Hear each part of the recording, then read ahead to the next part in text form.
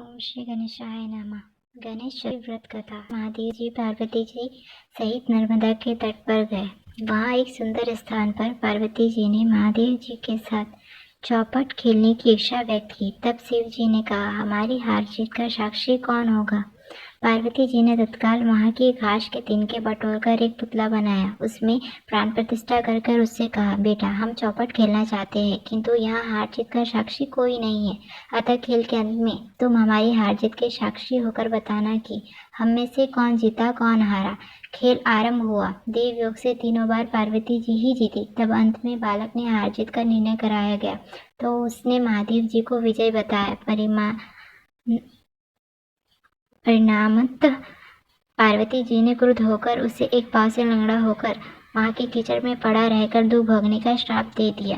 बालक ने विनम्रता पूर्वक कहा, माँ, मुझसे अज्ञानवश ऐसा हो गया। मैंने किसी कुटिलता या द्वेष के कारण ऐसा नहीं किया। मुझे क्षमा करे तथा श्राप से मुक्ति का उपाय बताए। तब ममता रूपी मां को उस पर दया आ गई और वे बोली, यहाँ नाग कन्याएं गणेश पूजन करने आएंगी। उनके उपदेश से तुम गणेश व्रत करके मुझे प्राप्त करोगे। इतना कहकर वह कैलाश पर्वत चली गई। एक वर्ष बाद वहां श्रावण में नाग कन्याएं गणेश पूजन के लिए आई। नाग कन्याओं ने गणेश व्रत करके उस बालक को भी व्रत की विधि बताई। तत्पश्चात बालक ने 12 दिन तक श्री गणेश जी का व्रत किया। तब गणेश जी ने उसे दर्शन देकर कहा, मैं तुम्हारे व्रत से प्रसन्न हूँ, मनोवांछित वर मांगो।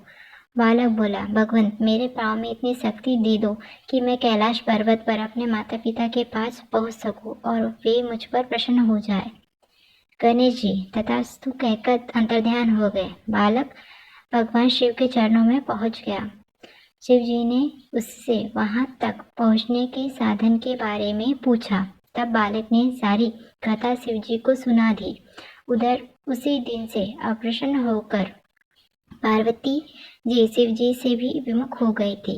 तदुपरांत भगवान शंकर जी ने भी बालक की तरह 21 दिन पर्यंत श्री गणेश का व्रत किया, जिसके प्रभाव से पार्वती के मन में स्वयं महादेव जी से मिलने की इच्छा जागृत हुई। वे शीघ्र ही कैलाश पर्वत पर आ पहुंची।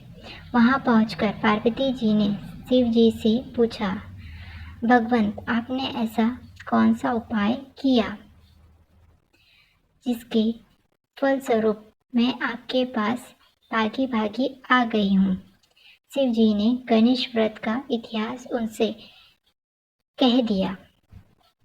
तब पार्वती जी ने अपने पुत्र कार्तिकेय से मिलने की इच्छा से 21 दिन पर्यंत 21 की संख्या में दुर्वा पुष्प तथा लड्डुओं से गणेश जी का पूजन किया। 21वें दिन कार्तिकेय स्वयं ही पार्वती जी से आ मिले। उन्होंने भी मां के मुख से इस व्रत का महात्म्य सुनकर व्रत किया। कार्तिकेय ने यही व्रत विश्वामित्र जी को बताया। विश्वामित्र जी ने व्रत करके श्री गणेश जी से जन्म से मुक्त होकर ब्रह्म ऋषि होने का वर मांगा। गणेश जी ने उनकी मनोकामना पूर्ण की। ऐसे है श्री गणेश जी जो सबकी कामनाएं पूर्ण करते हैं।